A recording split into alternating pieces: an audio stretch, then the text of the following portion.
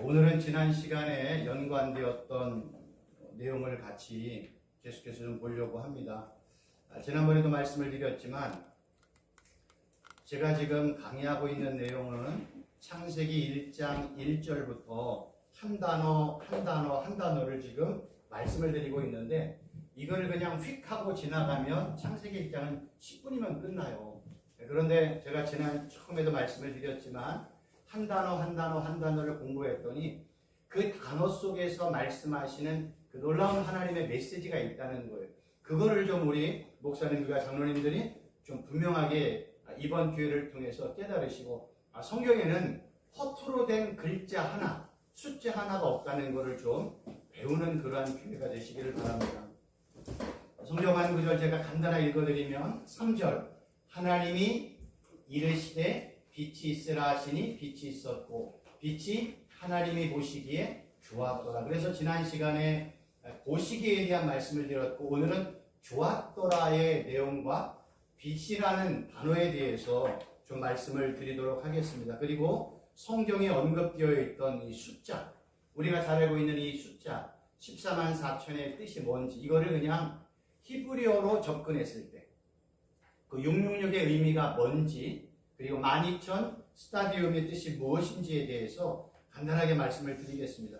간단하게 말씀을 드려도 이게 그런 내용이구나 라는 것을 충분하게 알 수 있고요. 또 하나는 문자의 의미가 뭔지에 대해서 말씀을 드리도록 하겠습니다. 오늘 내용을 잘 이렇게 배우시면 히브리어라는 의미가 또 히브리어로 성경이 쓰여졌던 당시의 시대적인 배경과 내용을 충분하게 알 수 있고 우리가 성경을 접근할 때 그 또한 큰 도움이 되리라 생각이 되어집니다. 하나님이 오시기에 좋았다. 이런 내용 많이 들어봤잖아요. 성경에서 히브리어로 좋았더라 라는 단어의 의미를 봤더니 생각보다 엄청나게 많은 내용이 있습니다. 이 좋았더라는 이 단어는요, 그냥 히브리어로 토브라는 단어를 쓰는데 의미를 보면 좋은, 선한, 즐거운, 이익, 번영, 복지, 심지어는요 물질적인 비옥함이나 결실의 축복을 의미를 해요. 이 토브라는 단어가 어떤 때는 창세기 1장 3절에서는 좋았더라라는 단어 의미로 사용이 되었지만 다른 성경 구절을 봤더니 복이라는 단어로도 설명이 되었어요. 그러니까 성경은 히브리어 토브라는 단어를 한글 성경으로 번역을 했을 때는 어떤 때는 좋았더라라는 의미로 사용되었지만 또 어떤 부분에서는요 복이라는 단어로 사용을 했어요. 근데 이 토브라는 단어를 히브리어로 보면 이런 단어예요. 뭐 몰라도 되는데 의미를 좀 설명을 드리려고 합니다. 이 첫 번째 문자가 테트, 두 번째가 바브, 이거 세 번째가 베트인데 이 히브리어는요 나중에도 설명을 드리겠지만 한 문자에 숫자의 의미가 있고요 뜻의 의미가 있고요 음가의 의미가 있어요. 그래서 이 테트라는 단어를 봤더니 뱀, 진리, 방패, 보호라는 의미가 있고요. 그 다음에 이 바보라는 거는 갈고리처럼 생겼잖아요. 그래서 갈고리, 연결, 매달림, 연합, 결합의 의미가 있고요. 요거는 이제 베트거든요. 이 베트는 집이나 성전이라는 의미로 사용을 합니다. 히브리인들이. 그래서 이 토브라는 단어의 의미를 볼 때 그냥 좋았더라 라는 의미도 있지만 요 한 단어의 뜻과 의미가 있기 때문에 토브 하면 이 사람들이 이렇게 생각하는 거예요. 히브리인들은요. 하나님의 성전과 진리로 연결되어 있다. 이 단어가요. 또는 방패와 성전은 결합되어 있다. 이런 의미로 토브를 이해를 한다는 거예요. 왜 그러냐면 하나님의 성전만 성도들을 보호할 수 있는 참된 진리와 참된 방패가 된다는 의미를 그냥 한글로 볼 때는 토브, 좋았다의 의미지만 히브리인들, 유대인들, 히브리 문자를 쓰는 사람은 하나님의 성전만이 우리에게 참된 진리를 주고 우리를 진짜 보호할 수 있겠구나 라는 의미로 받아들인다는 거예요. 재미있는 거는요, 제가 이제 좀 지각해서 설명을 좀 그림을 그려왔는데요. 이 구약 성경에 보면 구약 성경의 모든 내용은 성전을 중심으로 움직여요. 그래서 처음에는 성막, 그 다음에 이렇게 성막을 중심으로 하나님이 말씀을 하죠. 그 다음에는 성전으로 내용이 바뀌어요. 성막일 때는 나무로 되어 있잖아요. 그리고 성막일 때는 그렇고 성전일 때는 돌로 하나님의 성전을 짓게 되었습니다. 그리고 이제 이러한 내용이 신약으로 넘어오면, 성전은 신약으로 넘어오면 누구를 얘기해요? 예수님이 그러잖아요. 내가 성전이다. 내가 성전이다. 예수님이 그렇게 말씀을 하세요. 그래서 예수님이 성전인 거예요. 그리고 이제 서신서로 넘어가면 하나님의 영이 거하는 그들이 고린도전서 3장 16절에 봤더니 성전이 된다 이렇게 얘기하잖아요. 그리고 성전의 내용이 요한계시록에 넘어가면, 요한계시록 새하늘과 새 땅에 가면 성전이 없습니다. 왜 없을까요? 하나님과 예수님이 거룩한 성전이라고 성경에 이렇게 분명하게 기록이 되어 있어요. 그럼 성도는 어떤 위치일까요? 성전이신 하나님과 예수님과 연합된 기둥이라는 의미로 설명이 되어 있어요.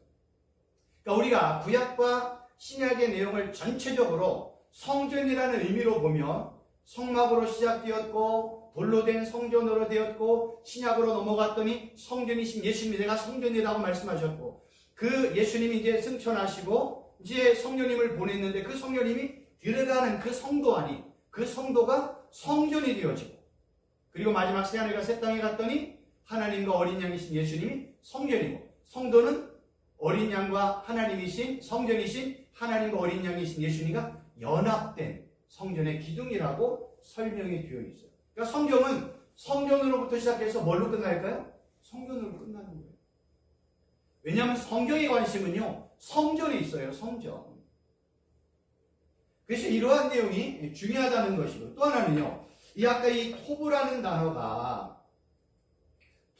단어가 이런 의미가 있지만, 이 토브라는 단어가요, 하나님과 연관되어 사용이 되어지고, 이 단어는요, 하나님을 선하시다, 하나님은 하는 모든 일들이 선하시다, 이런 의미로 설명을 하고 있어요. 그래서요, 성경에서는요, 하나님이 하시는 모든 일에는요, 무조건 선해요. 거기에는 악이 없습니다. 하나님이 하시는 모든 일에는요, 나쁜 것이 하나도 없고 해가 되는 것이 하나도 없고, 하나님은요, 단 한 번의 실수도 안 하세요. 왜 그럴까요? 전지전능하시니까 그렇지요. 창조주 하나님이시고 능하신 하나님이시기 때문에 하나님은 절대로 실수가 없고 해가 되는 게 없습니다. 그러니까 하나님은 하는 모든 일들이 다 선하세요. 근데 하나님이 하시는 모든 일에는 무엇도 포함이 되냐면 나와 나의 가족과 나의 삶의 모든 것들이 포함이 되어져요. 심지어는 생활이나 사업이나 행동이나 돈이나 생명이나 자녀들이나 미래, 노후까지 하나님이 하시는 모든 일은 무조건 다 선하다는 거예요. 왜냐하면 하나님은 선하다고 성경이 이렇게 선언하고 있잖아요. 문제는 하나님 편에서 볼 때는 모든 게 다 선해요. 그럼 인간 편에서 볼 때는 선하지 않는 것이 있을 수가 있잖아요. 왜냐하면 하나님이 볼 때 여기 최순복 교수나 우리 목사님과 장로님들에게 하나님이 어떤 때는 고난도 주고 실패도 주고 가난도 주고 아픔도 주고 뭐 질병도 주고 여러 가지 어려움도 주잖아요. 근데 하나님 편에서 볼 때는 그게 다 선이야. 왜냐하면 하나님은 그걸 통해서 종국에 하나님이 원하시는 대로 이끌어가기 때문에 하나님 편에서는 무조건 선이에요. 좋아요. 근데 내가 볼 때는 고난을 감당하고 질병 가운데 있고 실패 가운데 있고 가난 가운데 있고 어려움 가운데 있는 나의 입장에서는 선하지가 않은 거예요. 그러니까 성도가 여기 이제 문제가 생기는 거예요. 그러니까 우리의 믿음의 눈이 하나님이 바라보는 시각으로 세상을 바라보고 나의 주위에서 일어나는 환경을 바라볼 줄 안다면 하나님이 나에게 하는 어떤 일이든지 그건 무조건 선하다. 그러나 내 편에서 볼 때는 그것이 고통일 수 있고 실패일 수 있고 아픔일 수 있고 그리고 질병일 수 있고 가난일 수 있다. 이걸 어떻게 극복하느냐가 신앙생활을 하는데 큰 하나의 키가 되는 거예요. 보세요. 하나님께서는요, 우리의 외침을 듣는다고 지난 시간에 말씀을 드렸죠. 하나님은 우리의 기도 소리도 들으시고 우리의 외침이나 부르짖음도 들으세요. 근데 하나님은 우리의 불평도 듣는다고 말씀을 드렸잖아요. 그래서 우리가 매일매일 살아갈 때 내 입에서 아이 짜증나, 아이 화가 나, 왜 나는 하는 일마다 안 돼, 이런 고백을 하지 말라고 했어요. 근데 똑같은 단어이지만 이 단어 앞에 제가 삼일체 하나님의 이름을 집어넣으면 엄청난 축복의 기도가 된다고 말씀을 드렸잖아요. 우리가 얘기할 때 아이 짜증나, 그렇지만 예수님 나 짜증나요, 이게 기도라니까요.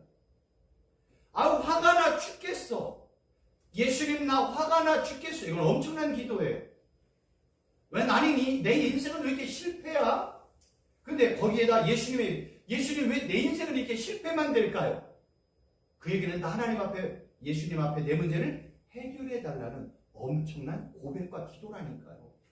그래서 우리 입에서는요, 항상 내 입에 예수님, 성령 하나님, 여호와 하나님의 이름이 고백되어져야 돼요.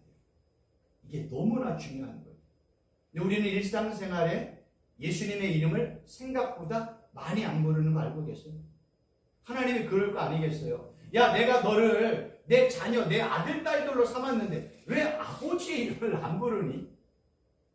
우리가 육신의 부모님을, 어린 아이들이 1살, 2살, 3살 아빠, 엄마 이러면 야 귀찮아, 그만 얘기해, 아빠 죽지 않았어, 이렇게 얘기하잖아요. 그러나 우리 만군의 여호와 하나님 아버지는요, 우리가 아버지, 예수님, 성령님, 하나님 아버지의 이름을 100만 번을 불러도 절대로요 지루하다, 귀찮다 말씀하지 않아요. 지금은요 하나님의 이름을 안 불러요. 예수님의 이름을 안 불러요. 한번 생각해보세요. 지난 일주일 동안 지내시면서 예수님의 이름을 몇 번 불렀을까요? 하루에. 기도 시간에도 우리가 예수님, 성령 하나님, 여호와 하나님의 이름을 몇 번 불렀을까요? 생각보다 많이 안 부르는 거 알고 계세요? 우리는요 다시 시작해야 돼요. 뭐부터 시작해?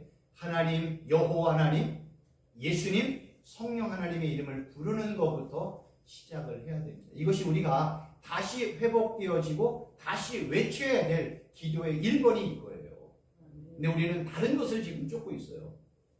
여러분 이걸 기억하시고 한번 열심히 예수님의 이름을 부르시고, 부르실 때 어떻게 부르냐? 예수님, 성령 하나님, 여호와 하나님 아버지, 이렇게 부르면 돼요. 그러면 우리 삼위일체 하나님은 내가 왜 삼위일체 하나님의 이름을 부르는지 분명히 다 알고 계세요. 그래서 외침이 중요하다는 거예요. 이렇게 하나님은 우리의 외침, 불평소리, 기도소리를 다 들으시고, 우리 하나님은 모든 만물을 다 보고 계세요. 그래서 이 세상의 모든 기준은요 하나님이에요. 그래서 문제는 여기에 있는 거예요. 우리가 하나님, 예수님 이렇게 쓰고요, 여기에는 나가 있어요. 결국 이 싸움인 거 알고 계세요? 성도는요 매일매일 내 눈과 내 귀와 내 모든 것을 하나님과 예수님께 고정하느냐, 아니면 그것이 나에게 집중되어 있느냐가 관건인 거예요. 보세요. 하나님과 예수님이 보시기에 뭐가 해요? 좋아야 돼요. 근데 내가 보기에 좋으면 안 돼요. 근데 우리의 모든 인생은 내가 볼 때, 부모님이 볼 때, 누가 볼 때잖아요. 안 그래요. 성경은요 모든 기준이 하나님, 예수님, 성령 하나님이세요. 그래서 하나님이 보시기에 좋아야 돼요. 내가 볼 때 좋으면 망해요.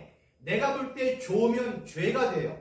내가 볼 때 좋은 거를 선택하잖아요. 죄의 시작이 되어져요. 우리는 그걸 누구를 통해서 알 수 있습니까? 아담과 하와의 사건을 통해서 알 수가 있습니다. 우리 잘 아는 성경 구절 있잖아요. 여자가 그 나무를 본지 먹음직도 하고 보암직도 하고 지혜롭게 할 만큼 탐스럽기도 한 나무인지라 여자가 그 열매를 따먹고 자기와 함께 있는 남편에게 주매 그도 먹은지라. 누가 봤어요? 하와가 봤어요. 근데 이렇게 보는 것, 사람은요 보는 게 중요합니다. 하와가 자기 눈으로 볼 때, 자기 시각으로 볼 때 하나님이 저거 먹으면 안 돼 라는 선악을 알게 하는 나무의 열매를 자기 눈으로 보았더니 보암직도 하네, 먹음직도 하네, 지혜롭게 할 만큼 이게 탐스럽기도 하네. 누구의 시각에? 하와, 인간의 시각이라는. 이거를 지금 성경은 얘기하고 싶은 거예요. 하나님이 볼 때 그거는 죄야, 불순종의 시작이야 라고 말씀을 했는데 인간의 입장에서 그거를 똑같은 걸 봤더니 그거는 보암직도 하고 먹음직도 하고 지혜롭게 할 만큼 탐스러웠다라고 성경은 증거하는 겁니다. 결국 이 얘기하고 싶은 거예요. 하나님이 보시기에 피조물들은 좋은 것을 선택해야지 사람이나 인간이 볼 때 피조물은 좋은 것들을 선택하면 안 된다고 성경은 처음부터 증거하고 있어요. 왜 그럴까요? 성경에는요, 마지막 세상에 종말이 오면 옛 하늘과 옛 땅은 사라지고요, 새 하늘과 새 땅이 온다고 얘기하잖아요. 지금 우리가 살고 있는 이 모든 것들은 다 옛 하늘과 옛 땅에 속하는 것들이에요. 새 하늘과 새 땅이 오면 옛 하늘과 옛 땅에 속해 있는 모든 것들은 다 사라지게 되어 있어요. 그래서 하나님이 사람이 보기에 좋은 것을 선택하지 말라는 거예요. 항상 하나님이 보시기에 좋은 것을 선택하라는 겁니다. 여기서 이제 한 단계를 좀 더 넘어가면, 그러면 하나님이 보시기에 제일 좋은 게 뭘까요? 하나님이 보시기에 제일 좋은 거, 그 예수님 뿐이 없어요. 왜 그럴까요? 인간은 죄의 덩어리거든요. 하나님이 보시기에 제일 좋은 분은 예수님 한 분뿐이 없습니다. 하나님이 보시기에 최고의 순종도 예수님의 십자가 순종 외에는 없습니다. 한번 생각해 보세요. 내가 하나님 앞에 순종하고 내가 하나님 앞에 봉사하고 제사하고 어떤 행위를 했어요. 하나님이 보실 때 그게 선하고 좋고 의로울까요? 그렇지 않다는 거예요.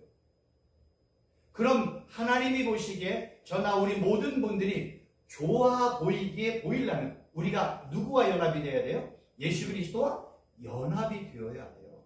나는 예수 그리스도 안으로 들어가야 돼요. 그래서 내가 예수님을 믿는 거를 어떤 때는 신랑과 신부의 표현으로 연합, 하나, 한몸, 일치, 부부라는 개념으로 설명을 하는 거예요. 그래서 구약시대에는요, 사람의 몸에 허리띠가 하나처럼 되어 있잖아요.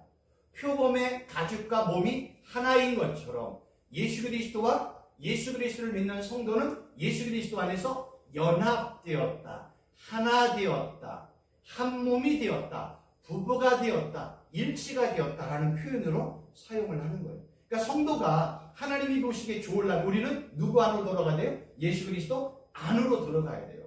그래서 바울의 서신서, 바울이 13가지의 서신서를 썼잖아요. 그 내용을 보면 예수 그리스도 안에서, 그리스도 안에서, 주 안에서 이런 의미가 어마어마하게 많이 나와 있어요.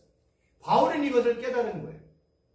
하나님이 최 교수나 우리 여기 계신 분들, 우리 장 목사님들, 장로님을 볼 때 누구를 봐요? 예수 그리스도 안에 있는 우리를 보니까 하나님이 볼 때 좋은 거예요. 예수 그리스도 밖에 있는 우리를 보면 우리는 뭐예요? 심판받아 죽음 마땅할 죄인인 거 알고 계세요? 그래서 우리는 항상 예수 그리스도 안에서 봉사하고 예수 그리스도 안에서 예배하고 예수 그리스도 안에서 섬기고 예수 그리스도 안에서 사역하는 거예요. 아니면 다른 표현으로 예수님과 함께 봉사하고 예수님과 함께 사역하고 예수님과 함께 하나님 앞에 나아가는 거예요. 예수님이 없는 순간 우리는 그냥 낙동강 오리알처럼요, 심판에 그냥 피조물로 전락될 수밖에 없는 겁니다. 핵심은 뭐예요? 내가 예수 그리스도 안에서 예수님과 연합될 때, 그때 하나님이 보시기에 좋은 거예요. 그러니까 하나님은요, 하나님이 볼 때 제일 좋은 예수님 외에는 없어요. 하나님이 볼 때 제일 좋은 순종은 십자가 순종 외에는 없어요. 그래서 우리가 하나님 앞에 순종하고 봉사하고 어떤 일을 하면 다 예수님과 함께 예수 그리스도와 연합되어서 이 일을 하는 거라고 기억을 하시면 좋을 것 같습니다. 그러면 이제 그 다음으로 하나님이 보시기에 좋았더라 이제 말씀을 드리고, 하나님이 이제 뭐라고 말씀해요? 빛이 있으라 하심에 빛이 있었다. 1장 3절 하나님이 이르시되 빛이 있으라 하시니 빛이 있었고. 성경이 말하는 빛과 어둠은요, 단순히 그냥 밝은 것과 어둠의 의미가 아니라는 걸 여러분 정말로 알아주셔야 돼요. 성경이요, 세상에 돌아가는 그냥 밤 6시만 넘으면 깜깜해요. 그걸 어둠이라고 얘기한 적이 단 한 번도 없어요. 성경의 관심은요, 그런 데 관심이 없어요. 여러분들 성경에서 예수님이 뭐라고 말씀하세요? 구약에 있는 모세, 이건 좀 이따 말씀을 드리겠는데 다시 말씀드리면, 우리가 사역자들이 사역을 할 때 어떤 성경에서 나오는 단어를 은혜를 받고 깨닫느냐에 따라서 그분의 사역이 완전 달라져요. 그러니까 성경 66권에서 뭔가 하나의 단어나 문장이나 사역이 나와야 돼요. 모든 분들에게 마찬가지예요. 성경을 통해서 내가 성경 66권을 다 읽고 수십 번 읽고 그 성경을 통해서 성령 하나님이 나에게 말씀하시는 것이 무엇이냐에 깨달아서 그분의 사역이 완전히 달라져요. 어떤 분은 성경을 통해서 기도를 발견하고, 어떤 분은 말씀을 발견하고, 어떤 분은 선교를 발견하고, 어떤 분은 봉사나 사역이나 여러 가지 많은 것들을 하고, 진짜 가난한 사람을 돕는다든지 이런 모든 것들이 성경을 통해서 나와야 돼요. 근데 예수님이 뭐라고 말씀하시냐면 구약에 있는 모세오경, 창출님이시, 시편, 그 다음에 선지서는 다 나를 증거하는 거라고 예수님이 말씀하셨어요. 그러니까 구약의 모든 내용의 핵심은 예수님이에요. 그럼 사복음서의 핵심 내용은 누구예요? 예수님이란 말이에요. 사도행전의 핵심은 예수님을 만났고 보았고 경험했던 증인들이 온 천하 만민 가운데 다니면서 증거했던 내용들이 사도행전이에요. 그리고 교회를 세우고 성도들을 세우는 과정에서 일어났던 여러 가지 문제들을 하나하나 해결해 나가기 위해서 기록된 내용들이 서신서예요. 그럼 끝난 거예요. 그럼 뭐만 남아요? 요한계시록만 남는 거예요. 요한계시록의 모든 핵심은 어디 있어요? 예수님이에요. 그래서 최순복 교수는요, 성경을 통해서 제가 깨달은 건 뭐냐면 성경을 집약하고 압축해서 한 방울의 물로 똑 떨어졌을 때 저에게는요, 예수라는 단어가 저한테는 떨어졌어요. 그래서 저는 예수님만 증거하고 싶은 거예요. 그래서 제가 심지어는요, 기도하는 가운데 어떤 깨달음을 주셨냐면, 설교를 하는 분들이 자기의 설교장이 A4 용지로 4장이든 5장이든 6장, 10장이든 되잖아요. 한번 생각해 보세요. 설교를 주일날 이제 내일 들을 때 말씀을 전하는 목사님이 예수님, 성령 하나님, 여호와 하나님 아버지, 아니면 주님, 십자가라는 단어를요, 몇 번 사용하는가 한번 들어보세요. 몇 번. 엄청나게 많이 사용할 것 같죠? 그렇지 않습니다. 어떤 분은요, 40분 설교에 삼일체 하나님의 이름이 20번도 안 나왔어요. 성경은요, 우리가 어떤 때는 하나님의 자녀라고 얘기하고, 어떤 때는 하나님의 종이라고 얘기하잖아요. 그럼 우리 하나님은 주인이야. 우리는 종이에요. 그럼 종은 누구를 얘기해야 돼요? 주인만 얘기해야 되잖아요. 종이 자기의 말을 하고, 자기를 자랑하고, 자기 이야기하면 돼요, 안 돼요? 절대로 안 돼요. 종은 누구의 말만 들어야 돼요? 주인의 말만 듣고요. 주인의 명령에만 증거해야 되는 거예요. 그럼 종에게는 누구의 이름이 붙어 있어야 돼요? 예수님의 이름이 붙어 있어야 돼요. 하나님의 이름이 붙어 있어야 돼요. 종은요, 무조건 입술에서 예수님, 성령 하나님, 여호와 하나님의 이름이 항상 고백되어져야 돼요. 근데 그러지 않는 분들이 생각보다 많이 있는 거 알고 계세요. 그래서 제가 결론 내면 제 최순복 교수가 결론 내리게, 적어도 설교문에 예수님, 성령 하나님, 여호와 하나님, 주님, 십자가의 단어가 60개 미만의 설교는 제가 저희 성도들 보고 듣지 말라고 얘기했어요. 진짜 좋은 설교는요, 재미있는 얘기, 이런 얘기 다 빼놓고 필요한 얘기니까요. 예수님 삼일체 하나님의 이름이 100번이 넘는 설교는 무조건 좋다. 그분이 설교를 잘하든 관계없이 무조건 좋은 설교다라고 제가 말씀을 드립니다. 제가 교회가 되면 저는 이런 얘기를 더 많이 하고 싶어요. 여러분, 종은요, 주인만 말해야 돼요. 근데 종의 말만 하면 어떻게 되겠어요? 큰일 나죠. 그럼 보세요. 성경이 이게 빛이라는 단어를 설명할 때, 그럼 성경이 말하는 빛의 의미가 뭔지를 볼게요. 간단하게 어렵지 않습니다. 성경은요, 이 빛을 히브리어로 오르라는 단어를 쓰는데요. 빛이라는 단어인데, 어떤 때는 아침의 빛, 낮의 빛, 그 다음에 새벽 하늘에 있는 떠있는 발광체, 해와 달과 별의 의미로 사용이 되었어요. 이건 일반적인 의미예요. 근데 성경이 항상 중요한 건 뭐냐면, 이게 어떤 때는 비유로, 은유로 사용이 될 때는 이 빛의 의미가 확 달라져요. 이 빛이라는 오르가 비유와 은유로 설명이 되면 성경에서는요, 하나님의 얼굴빛이라고 설명해요. 성경의 하나님의 얼굴빛은요, 하나님의 은혜, 은총, 자비, 승인이라는 거예요. 그래서 하나님이 이스라엘 백성들에게 하나님의 얼굴빛을 비춰주면 이스라엘 백성들에게 은혜도 베풀고 자비도 베풀고 축복도 베푸는 거예요. 근데 하나님의 백성들이 하나님을 떠나 우상을 숭배하는 그런 하나님의 얼굴을 돌리세요. 그러면 하나님의 얼굴을 돌렸다는 건 여기에 하나님의 징계, 저주, 심판이 임하는 거예요. 그래서 시편의 기자들이나 하나님의 종들이 하나님이여 우리에게 얼굴을 비춰주세요. 내가 하나님의 얼굴을 사모하나이다.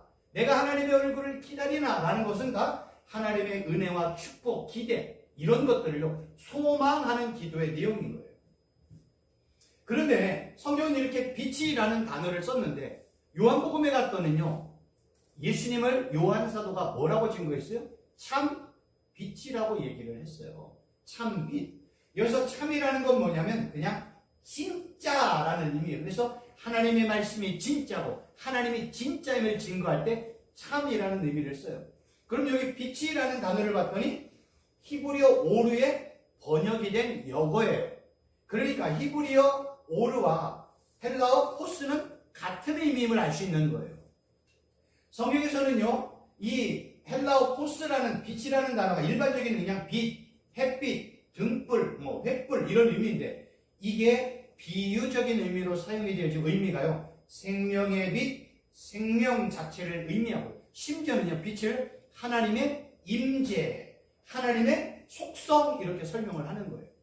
그래서 요한 1서 1장 5절에 하나님은 빛이다 라고 증거를 했고 여기 이제 요한복음 1장 9절에 봤더니 예수님을 참빛이라고 얘기했고 또 요한복음 8장 12절에서 예수님이 뭐라고 그래? 나는 빛이다 라고 얘기하는 거예요. 그러니까 성경이 이러한 내용들을 통해서 우리에게 설명해주고 싶은 건 두 가지. 첫째는요, 성경의 단어들을 볼 때요 항상 이중적인 의미로 볼 줄 알아야 돼요. 첫 번째 의미는요 문자적인 의미예요. 문자적인 의미. 두 번째 의미는요 하나님과 예수님과 연합된 성경적인 의미를 알아야 돼요. 우리가 성경을 깊이 하려면 두 번째 의미인 성경적인 의미, 요 오르라는 단어, 포스라는 헬라어 단어가 예수님과 성령님과 하나님과 어떻게 연관이 되어 있느냐를 찾아보면 의미가요 훨씬 깊어져요. 그래서 성경은요 빛을 하나님은 빛이야, 예수님은 참빛이야, 예수님도 스스로 말하길 나는 빛이야 라고 선언을 하셨다는 거예요. 그런데 문제가 있어요. 아까 우리가 창세기 1장 3절에 하나님이 빛이 있으라 하심에 빛이 있었잖아요.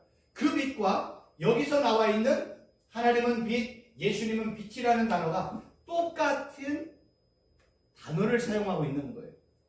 그럼 여기 이제 퀘스천이 딱 나오잖아요. 그러면은 하나님이 창조했던 발광체들이 예수님이야? 이런 뭐가 돼요? 우상숭배가 되어지는 거예요. 성경은요 한 단어를 통해서 어떤 때는 문자적인 의미로 설명을 하거지만 또 하나는요 그 하나님의 의미를 설명하기 위해서 성경은요 하나님을 빛으로, 예수님을 빛으로 설명하는 거예요. 그렇다고 해서 창세기 1장 3절에 하나님이 창조한 그 빛과 요한복음 1장 5절과 8장 12절에 나와 있는 빛과 연관하면 안 돼요. 연관되는 순간에 뭐가 돼요?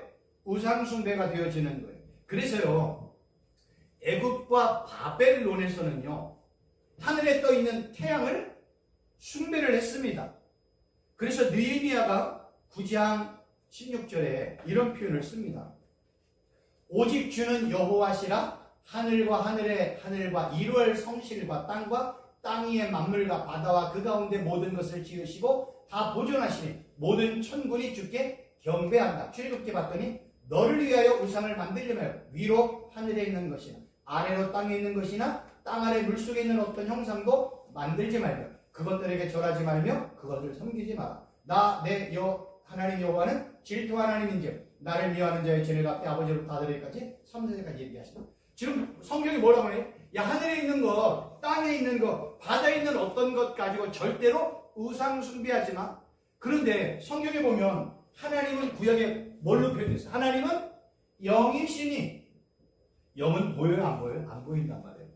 그러니까 영이신 하나님을 사람들이 경배하고 싶어.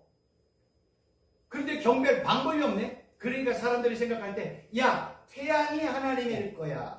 별이 하나님일 거야. 야, 이런 형상이 하나님일 거야. 라고 인간이 스스로 돌이나 나무나 철이나 금이나 은으로 뭔가를 만들어 놓고 그 앞에 경배하는 거예요.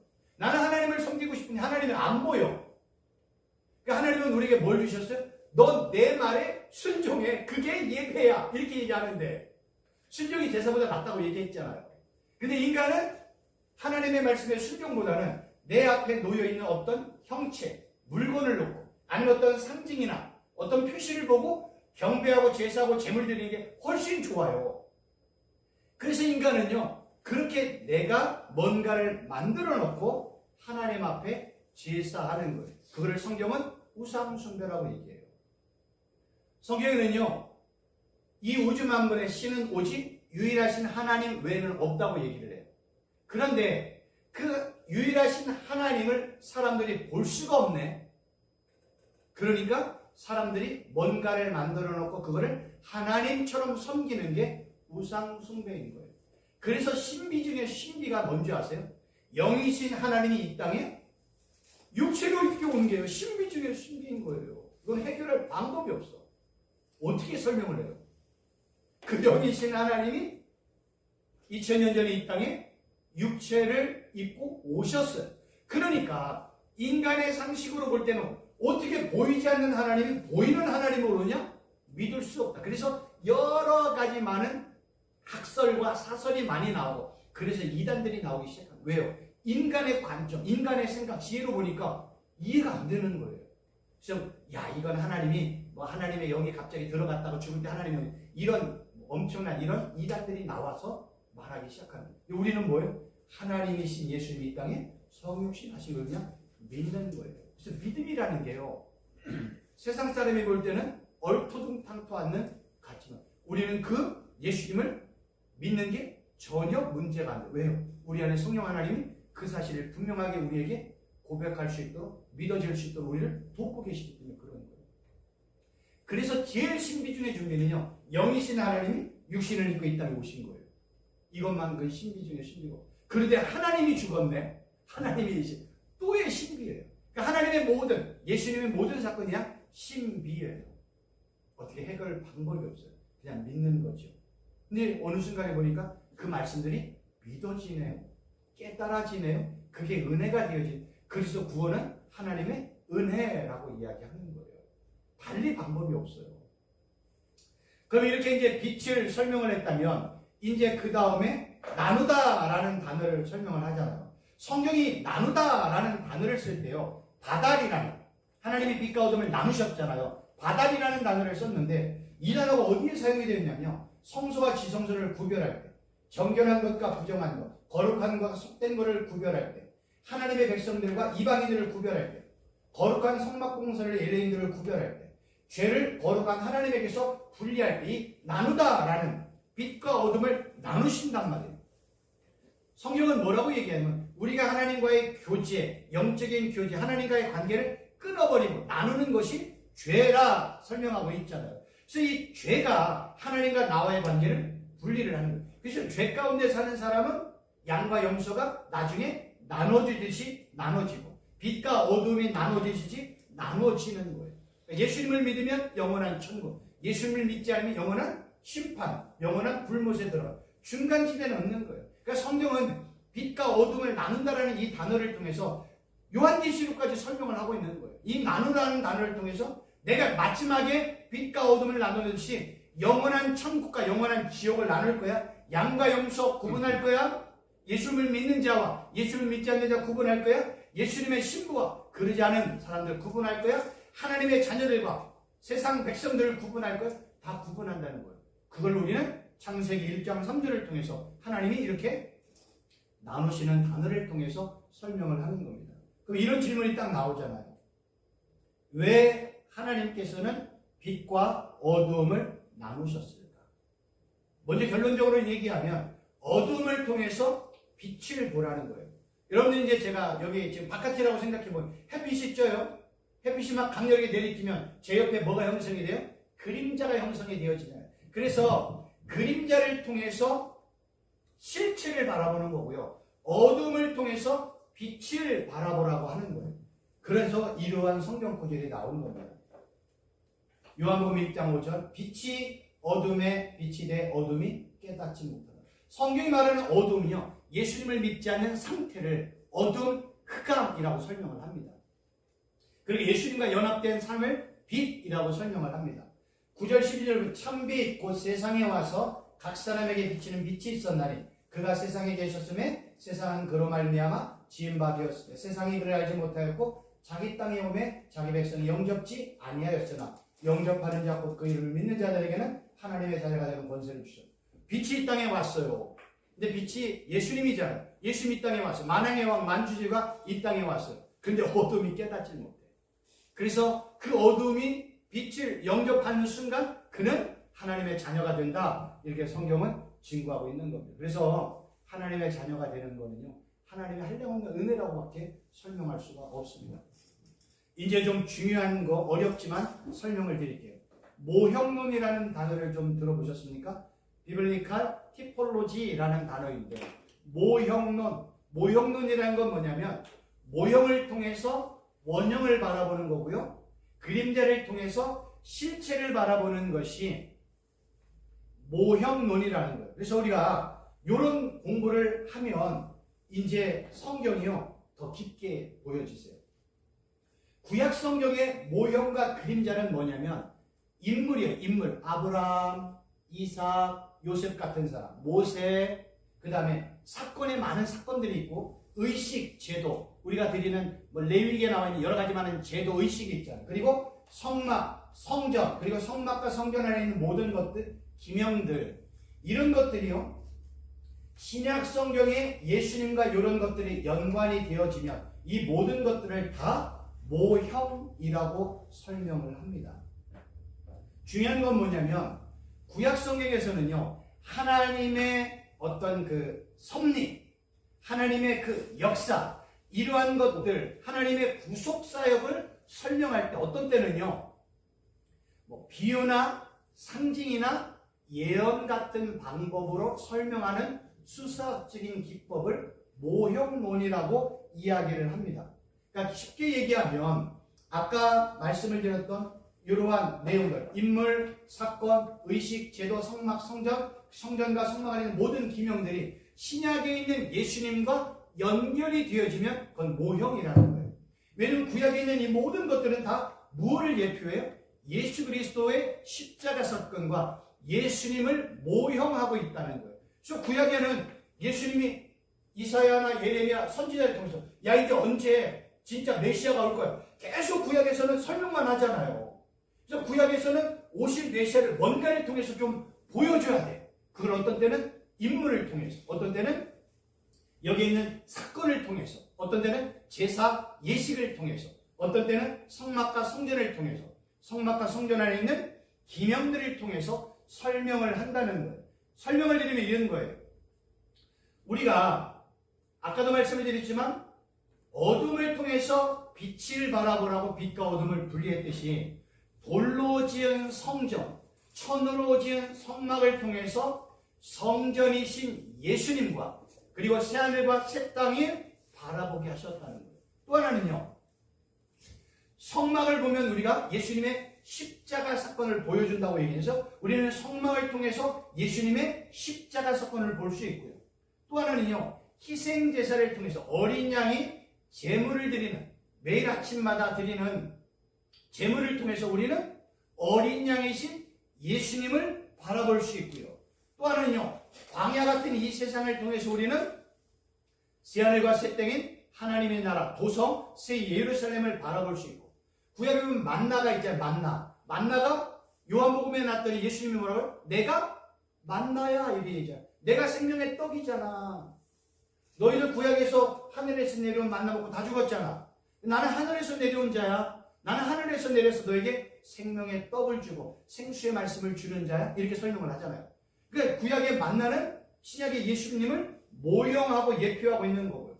그리고 광야에서 높이 들린 장대가 있잖아요. 그 장대를 가지고 예수님이 뭐라고 그래요? 내가 높이 들린 예수님이야. 그래서 구약의 높이 들린 장대의 사건이 예수님의 십자가 사건을 모형한다, 예표한다는 거예요. 핵심은 뭐냐면 구약의 모든 내용이 다 누구와 연관이 돼야 돼요? 예수님과 십자가와 연관이 돼야 돼요. 핵심은 예수님과 십자가가 핵심이에요. 그래서 예수님과 연관된 사람, 사건, 인물, 제사, 성막, 성전, 성전에 있는 기명들 다 예수님과 연관이 되면 그건 다 예수님을 모형하고 있다, 예표하고 있다, 이렇게 얘기하는 거예요. 그래서 모형을 통해서 누구를 바라보라고? 진짜 실체이신 예수님. 그림자를 통해서 진짜 실체이신 예수님. 모형을 통해서 진짜 원형을 바라보라고 성경은 이렇게 모형에 대해서 설명하고 있어요. 이 모형은요, 히브리서 11장이나 12장에 몇 단어 나와요. 모형, 원형, 그림자, 실체, 이런 식으로 설명하고 있습니다. 하나님은요, 항상 우리 안에 이 그릇을 만들어 놓고 그 그릇 안에 내용을 담아 놓으세요. 항상 하나님은요, 이 그릇 안에다가 내용을 담아놔요.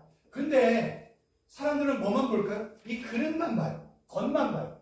아니에요. 그 그릇 안에 있는 내용을 바라볼 줄 알아요. 그래서 우리는 그릇도 보고 내용도 바라볼 줄 알아요. 그래서 모형을 통해서 원형이신 예수님, 그림자를 통해서 실체이신 예수님을 바라볼 줄 알아야 돼요.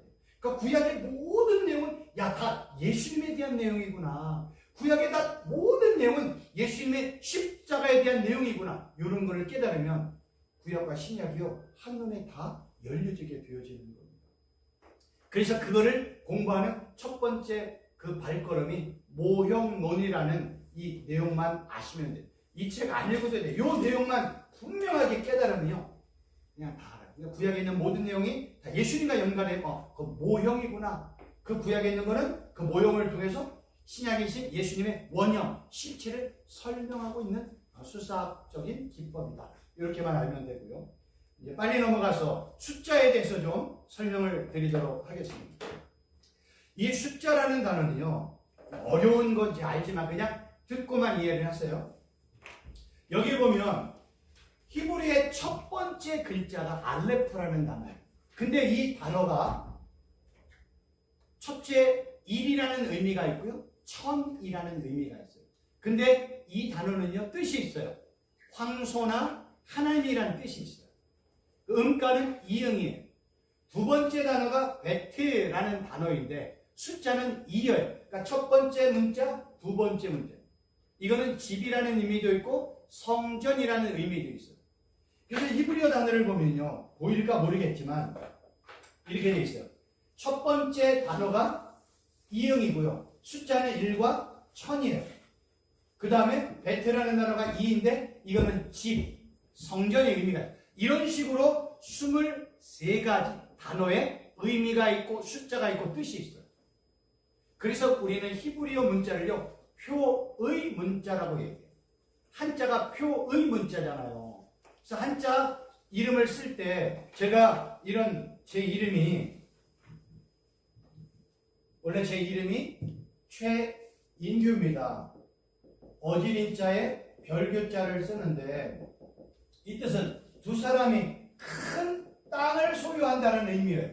한자로 풀이하면 이런 식으로 히브리어 한자의 의미를 따져서 그 뜻을 보면 아까 얘기했던 우리가 토브라는 단어가 그 성전과 방패의 의미가 있듯이 히브리어 단어 한자 한 전화가 그런 의미가 있다는 거예요.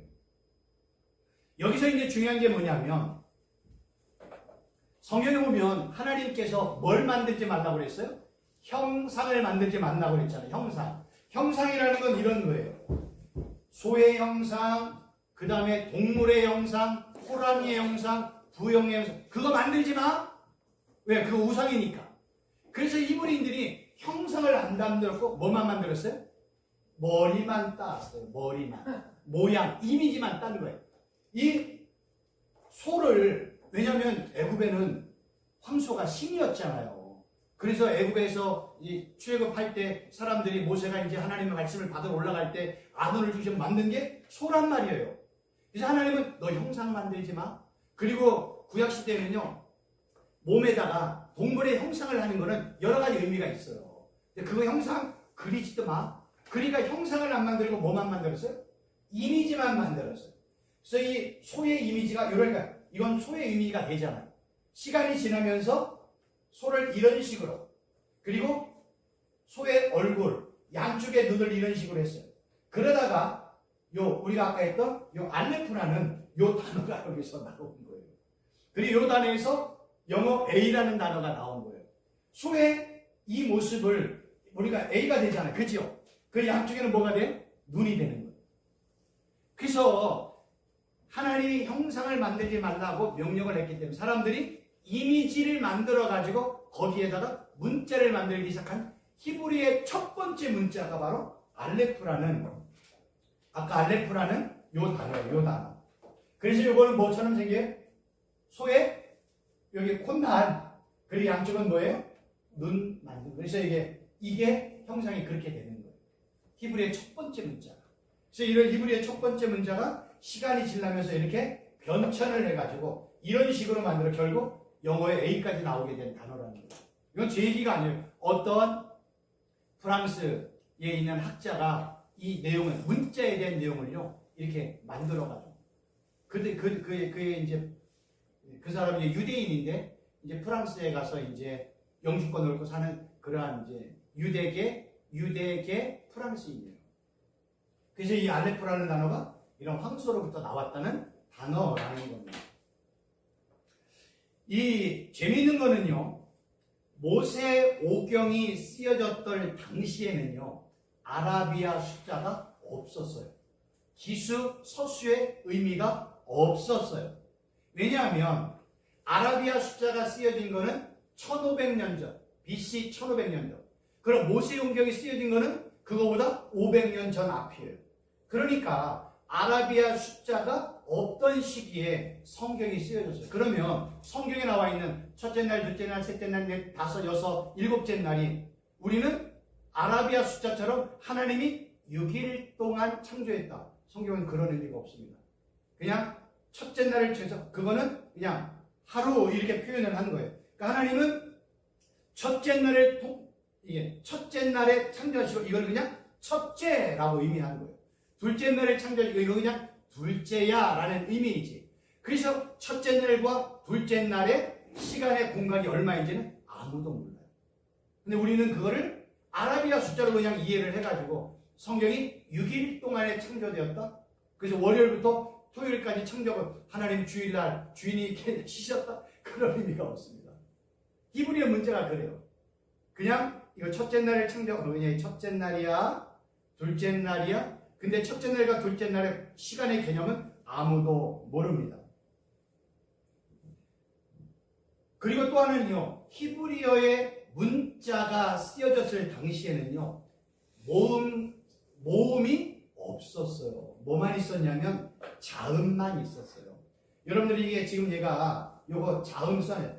이거를 읽을 수 있어요? 요거 자음? 요거 읽어보세요. 기억. 그거는 기억이라는 모음과 역이라는 모음이 들어갔어요. 이 자음은요 읽을 수가 없어요.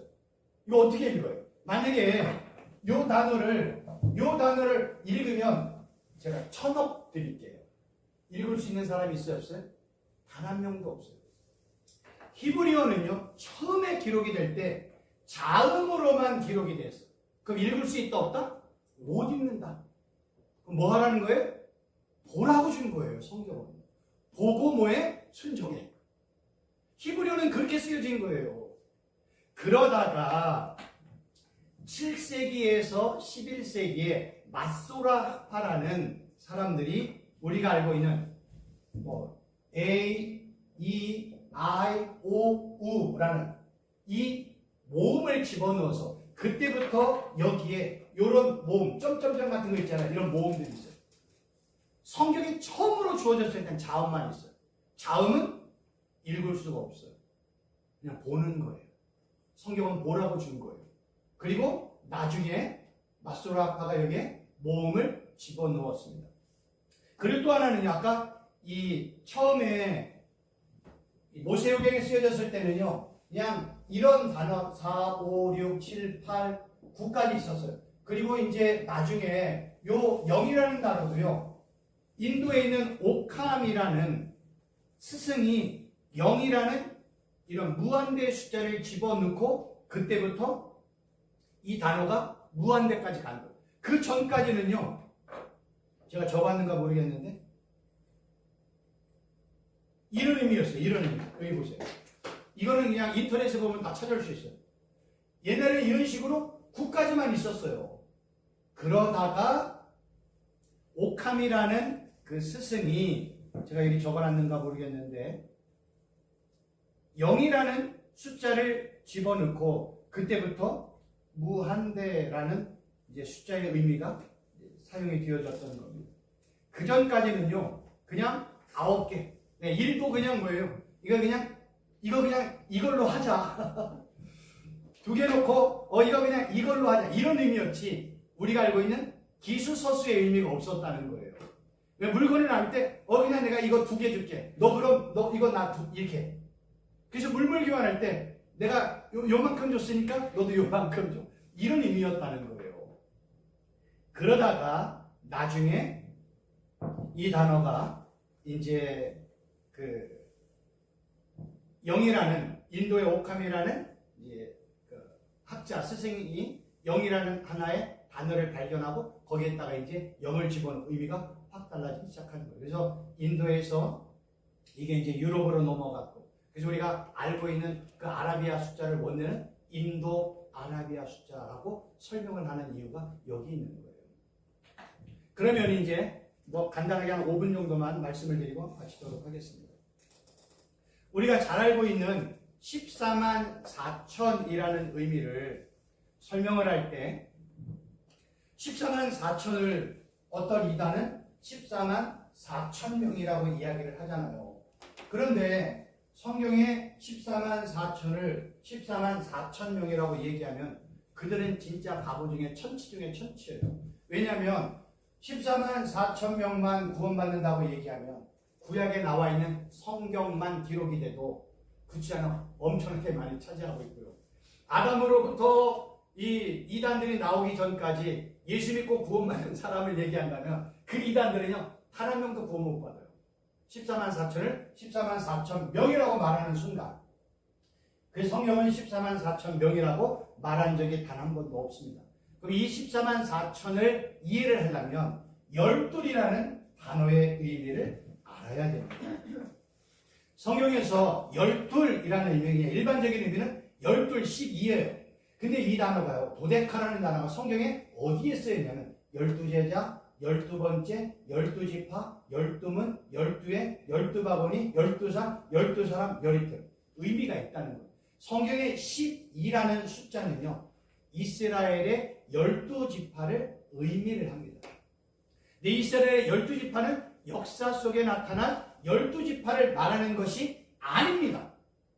이 12이라는 12지파라는 의미 안에는요, 종말론적인 의미가 있기 때문에 12는요, 하나님의 모든 백성들을 의미하고요, 예수님을 믿는 모든 제자들, 교회들, 예수님을 믿는 모든 성도들을 열둘이라고 이야기를 해요. 그래서 열둘의 의미는요, 아들의 숫자예요.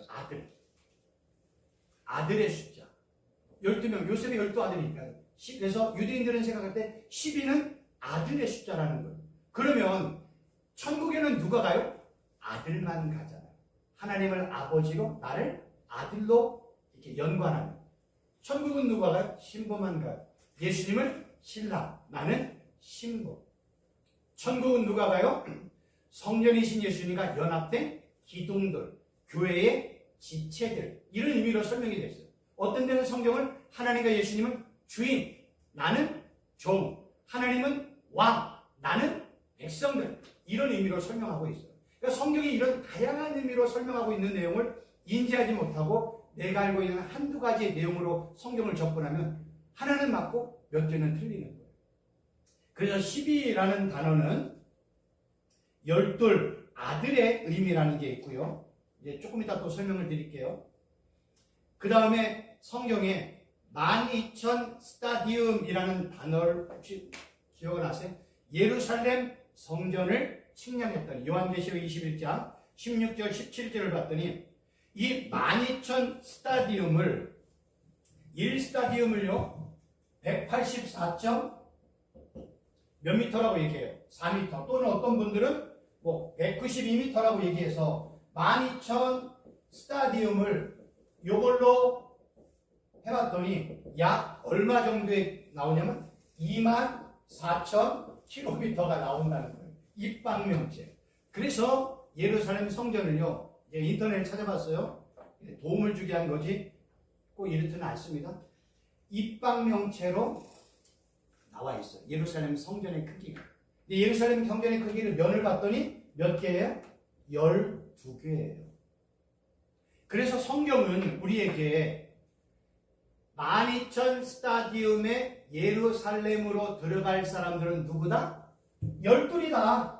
누구만 들어간다? 아들만 들어간다 라는 의미예요. 그래서 12과 12,000 스타디움을 곱하니까 뭐예요? 144,000이 나오는 거예요. 이것도 조금 억지인 것 같지만 결국 성경이 말하는 예루살렘에 들어가는 사람은 누구예요? 12만 들어가. 12는 누구라고 했어요? 지파의 숫자 또는 아들의 숫자. 내 아들은 누구를 얘기해요? 하나님을 아빠, 아버지라고 부르는 사람. 예수님을 나의 신랑으로 여기는 모든 사람을 12에 포함되는 거예요. 그래서 구약에는 12지파, 신약에는 뭐가 나와요? 12제자, 사도. 요한계시로 했더니 24장로. 다 이 통칭이에요. 하나님의 백성들, 예수님의 신부들, 이런 의미라는 거예요. 마지막으로 간단하게 하나 더 설명을 드린다면 666이라는 단어를 봤더니 이런 표현이 있잖아요. 지혜가 여기 있나니 총명한 자는 그 짐승의 수를 세어보라. 그것은 사람의 수니 그의 수는 666이라. 이걸요 히브리어 아까는 단어 한 단어가 숫자 의미라고 있잖아요. 근데 이 666을 이렇게 거꾸로 찾아봤더니 그 이름이 누구예요? 가이사라 네로라는 거예요. 그래서 가이사라 네로를 한자 이렇게 가이사라 네론을 한자 요 숫자들을 도합했더니 666이 나왔어요. 그래서 많은 사람들은 네로가 666이었다 이렇게 설명을 해요. 그러나 저는 이거를 그냥 단순히 이렇게 설명하지 않고 이게 숫자로 설명을 하면 성경에서는요 이 히브리인들이 생각할 때 1, 3, 7, 12를 완전수, 영적인 수라고 이야기를 합니다. 그래서 십계명이 완전한 거예요. 점도 음도 없어요. 그러니까 12를 맞추는 거예요. 아들이니까. 왜 13이 안 돼요? 왜 11을 안 해요? 왜 8을 안 해요? 하나를 보셔. 의는 의미가 없어요. 1, 3, 7, 12는 완전수, 영적인 수예요. 이 완전수에서 하나를 뺐더니 뭐가 돼요? 불완전한 수가 되어지는 거예요. 그 불완전한 수를 성경은 뭐라고 그래요? 짐승의 수, 사탄의 수라고 이야기를 하는 겁니다. 그래서 완전해서 완전을 하나 뺐더니 불완전하네. 그러니까 뭐가 없는 거예요? 완전한 하나, 완전한 그리스도가 없는 거예요. 그래서 완전해서 완전이라는 하나를 뺐더니 불완전한 6이 된 겁니다. 그를 사단의 숫자, 그리스도가 없는 숫자라고 말을 합니다. 근데 6에다가 또 똑같은 걸 하는 뭐예요? 두 번 하는 건 뭐예요? 강조네. 그에다가 또 하나 6을 붙여요. 6은 뭐예요? 3이라는 완전이 되잖아요. 그러니까 완전한 그리스도를 대적하는 자, 적 그리스도, 짐승 이런 의미라는 거예요. 이거를 그냥 666 해가지고 숫자를 집어넣어서 네로가 뭐 적 그리스도다 이렇게 말하는 사람도 있어요. 그러나 성경이 말하는 히브리어 숫자의 의미로 접근했을 때 이렇다는 뜻이에요. 이건 이제 제가 설명을 드리는 거예요. 왜냐하면 제가 숫자라는 히브리어 단어를 공부를 했더니 이런 의미가 있더라는 겁니다. 그래서 이런 의미로 우리가 접근을 해야 되고 144,000도 12,000 스타디움이라는 예루살렘 성전에 아들의 12숫자가 들어가는 그 12는 누구라고요? 예수님을 믿는 모든 백성들, 교회, 하나님의 모든 백성들 천국에 들어가는 거예요. 그런 의미로 접근해야 문제가 없지. 144,000은 144,000명이라고 말하는 순간 해결할 방법이 없는 겁니다. 혹시 질문사항이 있습니까?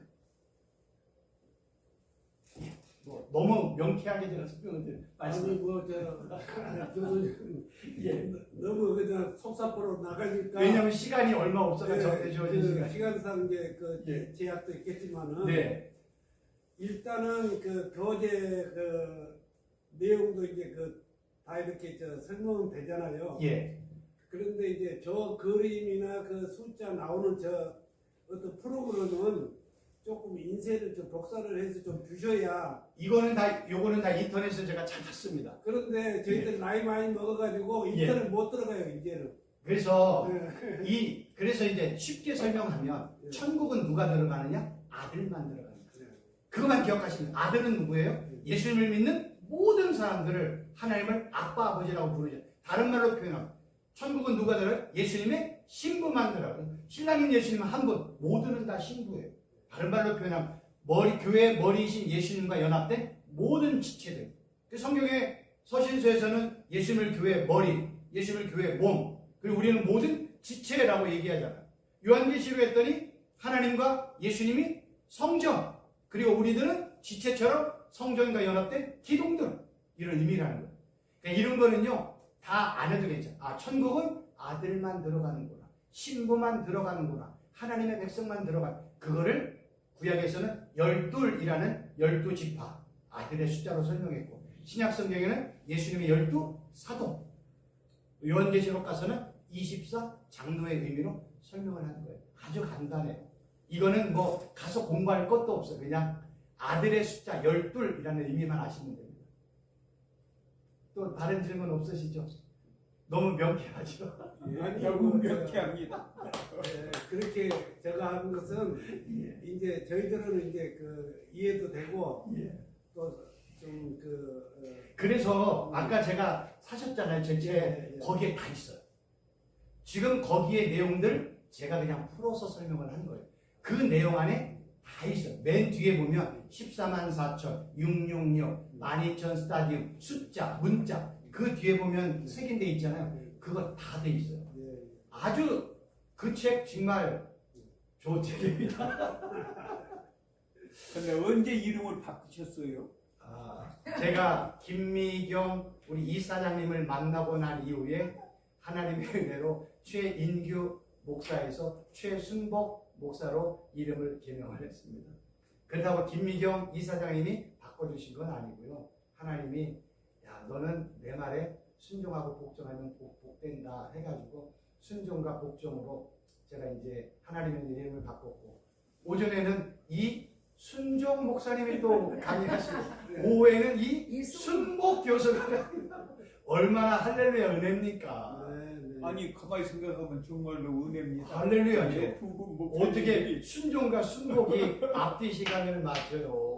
그러니까 여기서 공부하는 분들이 이제 제가 볼 때는 이번 학기는 진짜 대박 나시는 거예요.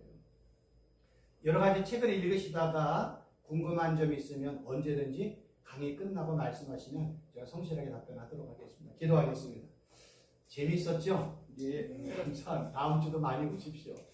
하나님 아버지 감사합니다. 어려운 창세기 1장을 공부하지만 이렇게 쉽고 재미있고 은혜되게 배울 수 있도록 인도하여 주신 것 감사함을 드립니다. 눈이 많이 왔습니다. 돌아가는 발걸음 안전하게 집에 안착할 수 있도록 하나님 도우시고 은혜 베풀어 주시고, 다음 주일날 더 많은 분들이 함께 모여 하나님의 진짜 말씀이 무엇인지를 하나하나 배워나가는 은혜와 축복을 허락하여 주옵소서. 예수님의 이름으로 기도하옵나이다. 아멘. 수고하셨습니다.